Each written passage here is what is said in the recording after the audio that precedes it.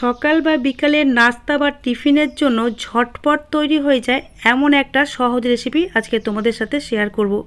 যে রেসিপিটা তৈরি করতে নামমাত্র তেল লাগবে। বাচ্চাদের স্কুলের টিফিন বক্স বা সকালের ব্রেকফাস্টের জন্য একটা হেলদি আর টেস্টি রেসিপি।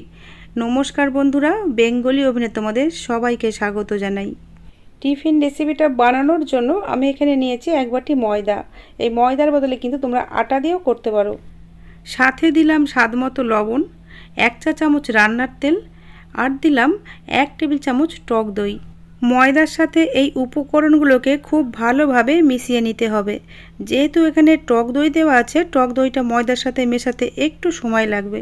দইটাকে ময়দার সাথে খুব ভালোভাবে মিশিয়ে নিয়েছি। এখন অল্প অল্প করে উষ্ণ গরম জল ব্যবহার করে একটা ডো বানিয়ে নেব।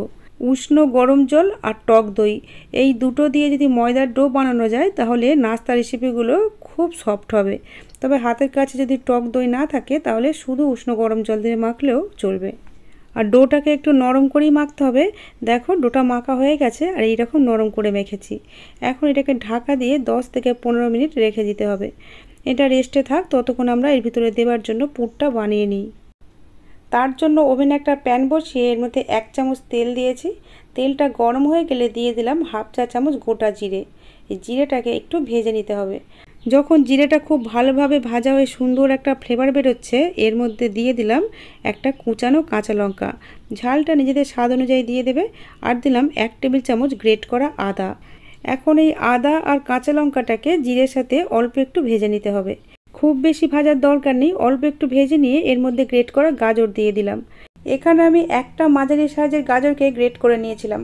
গাজরটা কিছুক্ষণ ভেজে নিয়ে এর মধ্যে দিয়ে দিলাম অল্প একটু ক্যাপসিকাম কুচি। এই ক্যাপসিকাম কুচানোটাও একটু নাড়াচাড়া করে নিয়ে এর মধ্যে স্বাদ মতো লবণ দিলাম।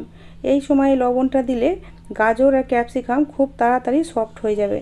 লবণটা দেওয়ার পরে লো টু মিডিয়াম হিটে অনবরত নাড়াচাড়া করে আমি 1 থেকে 1.5 মিনিট মতো ভেজে নিয়েছি। এখন এর মধ্যে দিয়ে দিলাম 1/2 চা চামচ গোলমরিচের গুঁড়ো আর দিচ্ছি 1 চা চামচ সবজি মশলা। এখন এই মশলাগুলোকে সবজির সাথে খুব ভালোভাবে ভেজে নিতে হবে। সবজিগুলোকে মশলার সাথে 1 থেকে 1.5 মিনিট ভেজে নেবার পরে এখন এর মধ্যে দিয়ে দিচ্ছি পনির। আমি এখানে বেশ কিছুটা পনিরকে হাত দিয়ে এইভাবে ছোট ছোট টুকরো করে ভেঙে নিয়েছিলাম।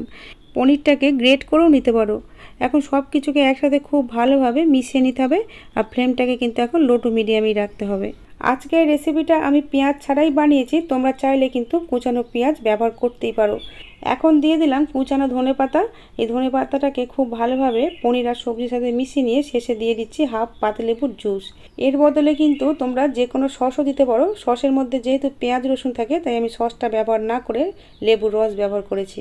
লেবুর রসটা দিয়ে কয়েক সেকেন্ড নাড়াচাড়া করে গ্যাসের ফ্লেমটা অফ করে দিয়েছি। এদিকে দেখো আমরা যে ডোটা মেখে রেখেছিলাম 10 মিনিট হয়ে গেছে। এখন ঢাকাটা খুলে ডোটাকে আরও একটু মেখে নিচ্ছি। অল্প কিছুক্ষণ মেখে নেবার পরে এই ডোটা থেকে নিজের পছন্দের সাইজে লেচি কেটে নিতে হবে। আমি এখানে নর্মাল যে রুটির সাইজ হয় তার থেকে একটু ছোট সাইজে লেচি কেটেছি। সমস্ত লেচিগুলোকে বল পাকানো হয়ে গেলে যেখানটায় বেলবো সেখানে অল্প একটু তেল দিয়ে দিলাম। একটু বেলনের মতো তেল মাখিয়ে নিলাম। এইবারে লুচির মতো করে বেলে নিতে হবে। তবে লুচির মতো অতটা পাতলা না, লুচির থেকে একটু মোটা করে বেলতে হবে। দেখো ঠিক এই রকম মোটা করে বেলতে হবে। এইভাবে বেশ কয়েকটা লুচি আগে আমরা বেলে নেব, তাহলে আমাদের কাজের সুবিধা হবে। আমি বেশ কয়েকটা লুচি বেলে নিয়েছি।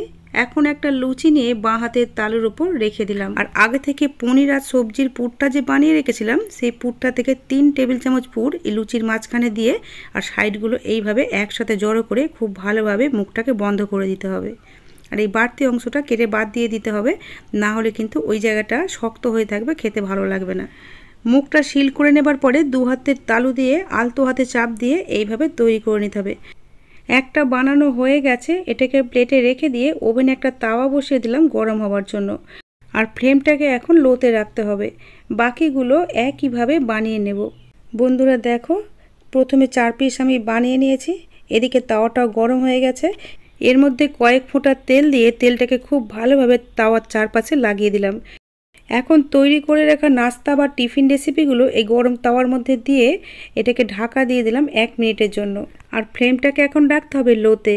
লো ফ্লেমে 1 মিনিট পরে দেখো বন্ধুরা, এই নাস্তা বা টিফিন রেসিপিগুলো কত সুন্দরভাবে ফুলে গেছে।